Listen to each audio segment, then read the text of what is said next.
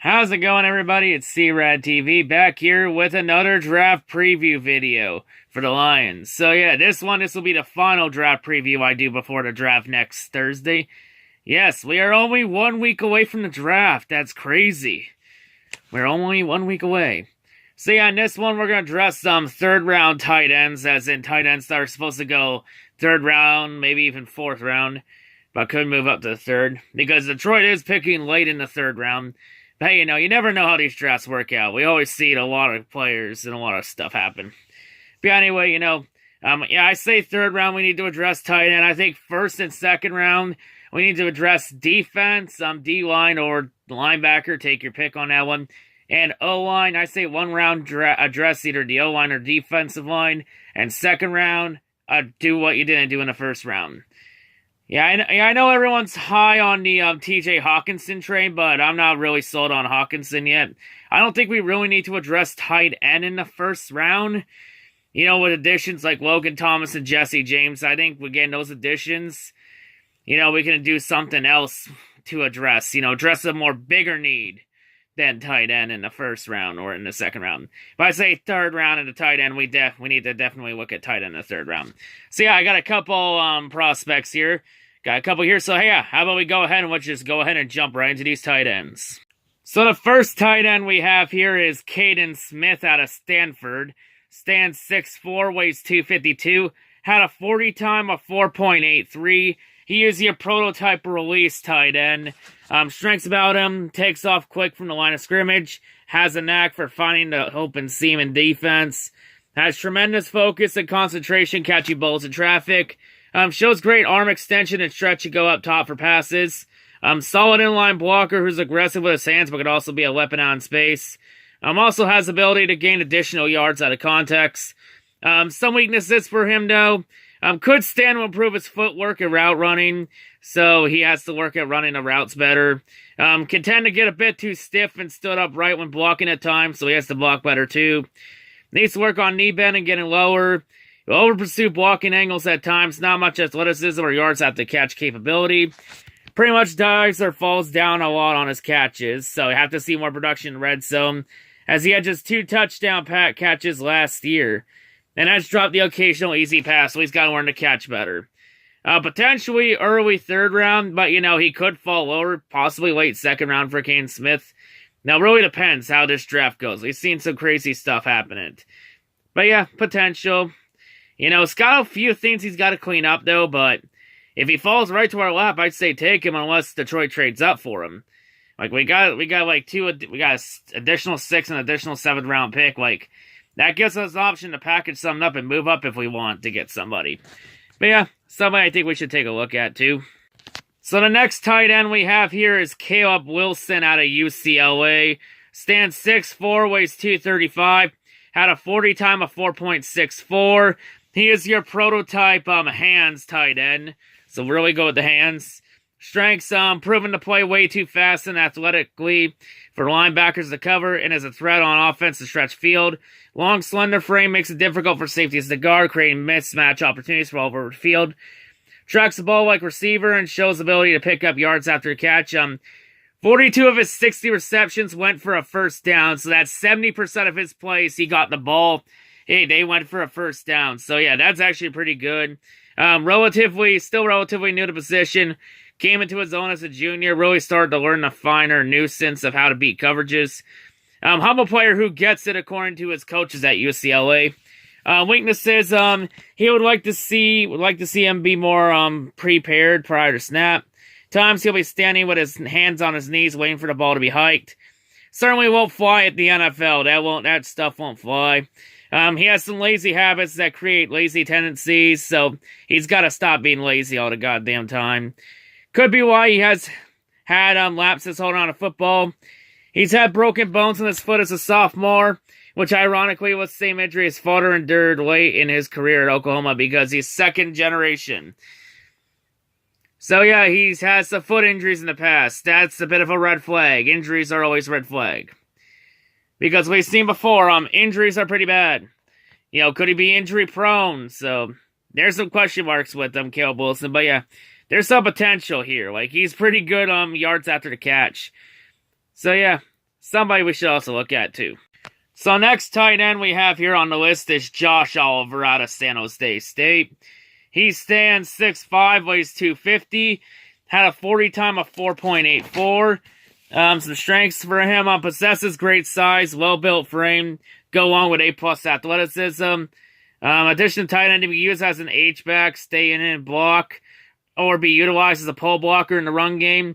Demonstrates dependable hands and ability to make contested catches. Has also lined up as a slot receiver on occasion. He finished his season at San Jose with the most targeted tight end in the country with 99 targets. Hauling in 56 receptions for 709 yards, with nearly half of his yards coming after the catch. So he's pretty good with the run after the catch. Weaknesses, of course, footwork will need refinement, especially in pass blocking, where he tends to cross his feet a lot, so he's got to learn to keep his feet straight and not cross them, because crossing feet is bad. When he should be kick sliding to stay in front of the defender, like I just mentioned, you gotta keep their feet together. Contend to whiff entirely on blocks, doesn't seek out his blocking assignments, so he's got to understand his assignments better. Rather, he lets the defender come to him. Still a raw player overall, especially in blocking department, which makes him a bit of a developmental project. So yeah, there's a lot of questions here. Usually when we got someone that's raw and could be a developmental project, that's sometimes red flags for a bust. So yeah, there's some red flags with him. You know, he could be somebody we could take a chance with if he falls to our lap. Supposed to go fourth round, early fourth round, you know. If he falls, so he'll be there by the time we get to the third round pick. But, you know, if he's worth a gamble, go for it. But otherwise, I think, you know what? There's a few other more talented tight ends in this draft. I'd say go pass. Because this tight end class is ranked around an A. So yeah, there's some talented tight ends here. Most of that is from TJ Hawkinson, how much praise he's got. But yeah, I say pass. Pass unless you want to take a gamble, I guess. So next tight end we have here is Drew Sample out of Washington. He stands 6'4", weighs 251, has a 40 time of 4.86. He is listed as a sleeper pick in the draft, somebody to watch, a sleeper. So he could be somebody that could fly on the radar and shock people out of nowhere. Strengths, exceptional blocker, above average pass catcher. Sample's been noted as a hard worker and mature player. He married last summer, if that's important to anybody. Takes excellent blocking angles and seeking out targets at second level. Depths well to poorly thrown balls, adequate bend, excellent length, and has deceptive athleticism. Can serve as a safety net for quarterbacks, especially on checkdowns, and makes the most with the ball in his hands after the catch. He was also a basketball standout in high school. Some weaknesses, of course, athleticism is more than what you would anticipate. Limited somewhat in terms of bend and flexibility, and his speed isn't great. Yeah, like the 40 time was not a great time, like 4.86. Like, we've seen better times than that. But yeah, had just one full season of starting experience on his resume. Did manage to play in 31 games in college for his career. Not a huge playmaker in passing attack, but won't hurt you either. He averaged around 10.6 yards per catch for his career. One of the lowest marks among this year's tight end crop. Usually a lot of better tight ends have had better than that. So yeah, there's some question marks here, but a sleeper though. He could do something at the next level. And you know what? He's going to be around here by then, so you know what? I think he could be worth a gamble. Could be worth something. You know, we'll have to wait and see how it goes. But yeah, somebody we should look out for. For sure. Next tight end we have here on the list is Elise Mack out of Notre Dame. He stands 6'4", weighs 247, had a 40 time of 4.73. Some strengths, blessed with prototypical size, tremendous athleticism and ball skills. Good burst off the line of scrimmage when he breaks into his route. If you don't jam him, chances are he can hurt your defense down the middle of the field. Demonstrated the uncanny ability to hold on to football even when he gets his bell rung. Weaknesses, though, he has been in trouble off the field due to immaturity. Was forced to sit out of his sophomore season due to academic issues. On the field, he can be a lazy route runner, so he's got to stop being lazy too often. He relies upon his athleticism to get by. Does go down easily upon contact. It should be a better blocker than what he laid down on film playing at Notre Dame. And a lot of question marks coming in is he dedicated? So yeah, there's some red flags with him. You know, the immaturity, being forced to sit out due to academic issues, so it sounds like he's a bit of a drama queen. That's a big red flag at there. And the dedication thing is a massive red flag. So yeah, there's a lot of things here. A lot of these red flags are saying a bust. I think Elise Mack looks like a bust right now. So at this point, I'd say Elise Mack, pass. Pass, unless you really want to take a gamble with this, but you know what? Like I've said time and time again, the D does not stand for drama. It stands for Detroit. But yeah, you know, if it's worth the gamble, I want to take the gamble, but hey, maybe something to look out for. And the final tight end I'm going to go over is Isaac Nauta out of Georgia. He stands 6'4", weighs 240, had a 40 time of 4.74. Strengths about him, highly competitive and physical player, big threat who is difficult to tackle in open field. Been used out of slot, is not afraid to go over the middle. Shows sound blocking technique and great strength. Does a nice job of riding out of his blocks and staying on his man through the whistle.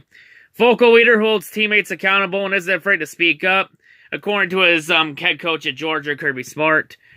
So yeah, if you mess up, he'll let you know on the sidelines, and he'll try and help you out through the way. So he's a team player for sure. Weaknesses, of course, streaky performer during his Bulldogs career. 29 catches as a freshman, but just 9 as a sophomore, so he's had some inconsistency there, so he definitely was a victim of the sophomore slump. Before bouncing back with 30 receptions as a junior. So yeah, some inconsistency there, of course, like I already mentioned. Went through the sophomore slump, but quickly rebounded. Georgia offense did not make great use of tight ends in its passing game, though, so he will get caught turning and running before he actually catches the ball, leading to occasional drops. Would like to see a bit more aware of the first down catches, because he often cuts off his route prior to the marker. So yeah, there are some question marks here. So yeah, but I believe Detroit, though, is trying to go running offense, trying to utilize the run game more. There's not really a lot of things here about run game here, but he could be a good playmaker on tight end. So, maybe a gamble with Nauta. And plus, he comes for Georgia. You want to know who else came out from Georgia? Matt Stafford. I know it was 10 years ago, but still. Maybe get Matt Stafford a Georgia target. But, it is what it is. Maybe with somebody to look at. But, yeah, those are the tight ends I think we should look at in the third round for the Lions. Because we do got to get another tight end. Get a depth piece.